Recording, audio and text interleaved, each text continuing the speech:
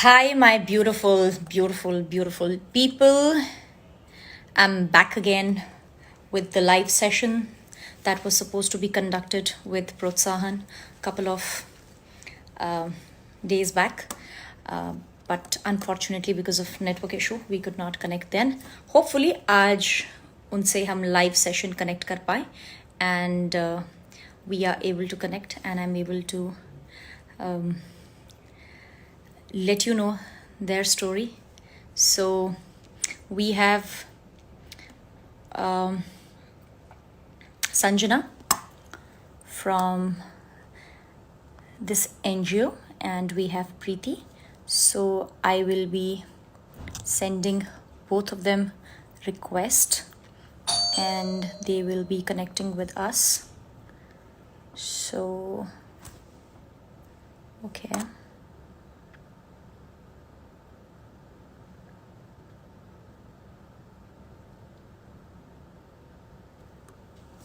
But yeah, that I will have to connect. Just a second, please.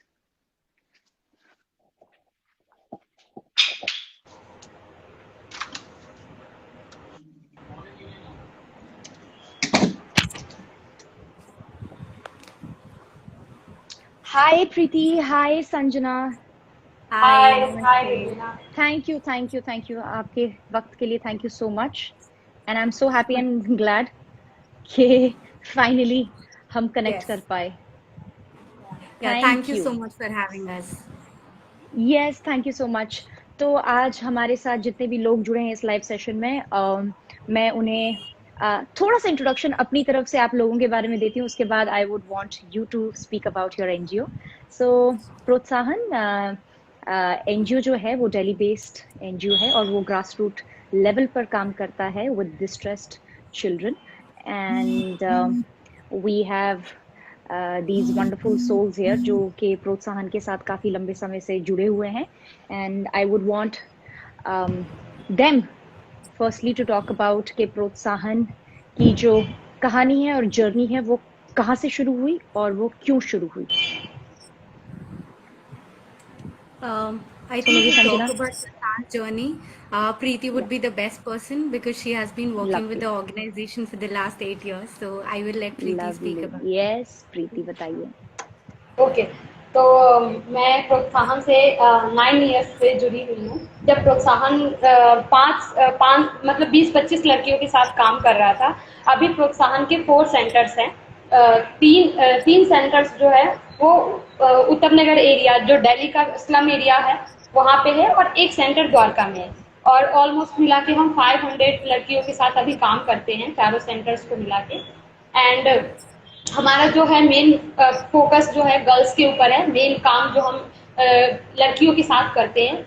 अभी Covid के दौरान हम इन 500 लड़कियों के साथ इनके साथ ऑनलाइन कॉल्स के द्वारा टच में हैं और इनके साथ हम जो काम कर रहे हैं उसमें हम इनको प्रोटीन किट प्रोवाइड करते हैं, राशन किट प्रोवाइड करते हैं और प्लस लर्निंग सीट्स देते हैं क्योंकि बहुत सारे ऐसे बच्चे हैं जिनके पास स्मार्टफोन्स नहीं है, उनके पास और कीपैड फोन्स है तो उनको लर्निंग सीट के थ्रू हम सेंटर से जोड़ के रखते हैं. और सेकंड हम ये करते हैं कि बहुत सारे लाइफ स्किल्स के ऑनलाइन सेशन और child right, gender, child protection के ऑनलाइन क्लासेस हम बच्चों को दे रहे हैं. इसके अलावा हमारा जो है वो स्लम कम्युनिटीज में बहुत सारे ऐसे बच्चे हैं जिनकी कोविड के दौरान मम्मी पापा कोविड में खत्म हो गए हैं. तो उन बच्चों के साथ किसी के दोनों पेरेंट्स खत्म हो गए, मम्मी पापा दोनों, तो उनको हम बेसिकली प्रोटीन किट, राशन और उनको एजुकेशन सपोर्ट, राशन सपोर्ट सब देने मुहैया करा रहे हैं. तो जो भी असहाय दयनीय स्थिति में है उनकी हम ग्राउंड लेवल पे मदद कर रहे हैं. Wow, wonderful. Just to Sanjana, you want add to what add? Preeti Yeah. has said, yeah. Pratsan has been working with the slum communities for the last 11 years. We started in 2010, जहाँ पर these slum communities are the most marginalized spaces.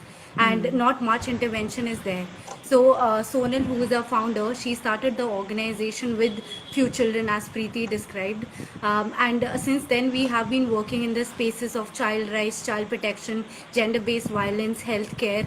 But if you see the heart, the DNA of Protsahan is the heart model, where we talk about healing through education, art, recovery, and technology. All our Protsahan's interventions are embedded in healing, because we believe that healing is an important component for anybody's growth, and for the holistic development of the child. So we use a lot of art and creation. Who is an artist, herself, you would understand the role of healing and bringing more joy and happiness to the world. So yeah, we have been using a lot of art and creativity to heal the children for the last 11 years. Wonderful, wonderful, wonderful. I mean, you girls are inspiring.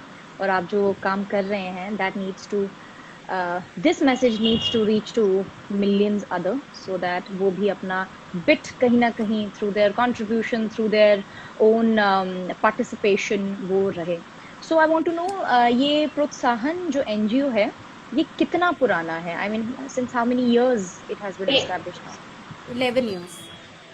11 years. 11 years. तो इन 11 सालों में आपने कितने बच्चों की मदद की है, और वो बच्चे आज भी क्या आपके कांटेक्ट में है? कहाँ वो सेटल हुए हैं?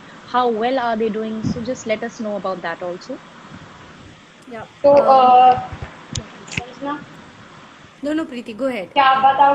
अच्छा, तो हमारे साथ 11 सालों से हम मतलब प्रोत्साहन चल रहा है. तो बेसिकली जो सबसे पुरानी बच्चियां हैं हमारे साथ जुड़ी हुई, वो अलग अलग अपनी फील्ड में आगे बढ़ी हैं और जॉब कर रही हैं और अर्न कर रही हैं, और अपनी फैमिली में वो एक मतलब उनका कहना है कि जितना सपोर्ट उनके ब्रदर्स नहीं करते, वो जॉब नहीं कर रहे, उतना वो घर में ला के दे रहे हैं एक मर्द की तरह. तो बहुत सारे हमने जो लड़कियों को बहुत सारे फोटोग्राफी और फिल्म मेकिंग, मतलब छोटे छोटे वो आपने देखे होंगे यूट्यूब पे, आप बहुत सारी इन्होंने पिक्चर्स बनाई हैं और वीडियोस बनाए हैं, और इन मेहंदी क्लासेस मतलब लड़कियों को ये सिखा रहे हैं. कुछ टीचर बन गई है, कुछ हमारे प्रोत्साहन में यूथ पीयर लीडर्स के पोस्ट पे काम कर रही हैं.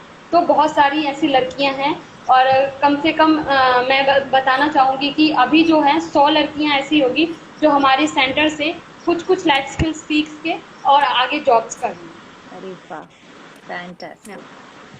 Just adding to what Preeti has said, तो हम लोग 48 अभी currently we are working with 48 slum communities directly जिनके साथ हम काम कर रहे हैं. इसके अलावा we also do a lot of trainings for educators, for NGOs who are not equipped with all the information and knowledge in the spaces of child rights, child protection. So our outreach is beyond our 4 centers that we have in Delhi. And as Preeti said कि sorry, जिन communities में हम काम करते हैं वो बहुत ज़्यादा vulnerable communities हैं, जिनके पास स्पेशली जब लड़कियों की, किशोरी लड़कियों की बात करें, तो हम सबको पता है that there is a lot of gender based violence and abuse that happens. So most of the girls that we work with are survivors of child abuse, or they have faced incest or violence at their homes. And so these are the backgrounds that these children come from. And then coming to the center where when they come into the center, they come with zero confidence and zero agency onto their lives. And when they get out of the center, when they pass the years, they become more empowered and they start believing in themselves. Like Preeti, हमारे youth peer leaders है जो अभी हमारे साथ काम कर रहे हैं, they were प्रोत्साहन girls. So when we say प्रोत्साहन, we encouragement. So this is what we do at Protsahan. With everything that we talk about, art, creativity, education, there's a little push that we give to the girls, which they've always wanted, just a hug, or sometimes just saying, you're going to be fine, you're doing great, and you will be great. So just these, we are just trying to do whatever we can and we are really proud of the Protsahan ambassadors that we have right now in the communities who are into जहाँ पर जिनके घर में 2 वक्त की रोटी नहीं होती थी, अब वही, और जिन लड़कियों को कुछ नहीं समझा जाता था घर पे, आज वही लड़कियाँ अपने घर पे कमा कर लेकर आ रही हैं। उनके बाप उनको बोल रहे हैं कि तू मेरे घर का बेटा है, और they Yes. are earning that respect and dignity that we always wanted for these girls. Wow. And I must say that I am proud of you guys. आप लोग you're doing a great deed. तो मुझे ये बताइए, अभी इस NGO में how many people are working behind the scenes? So we have around 20 employees. We are a very tiny team. We are not very fancy, organization. We Tiny, like working with hardworking. small. Yes.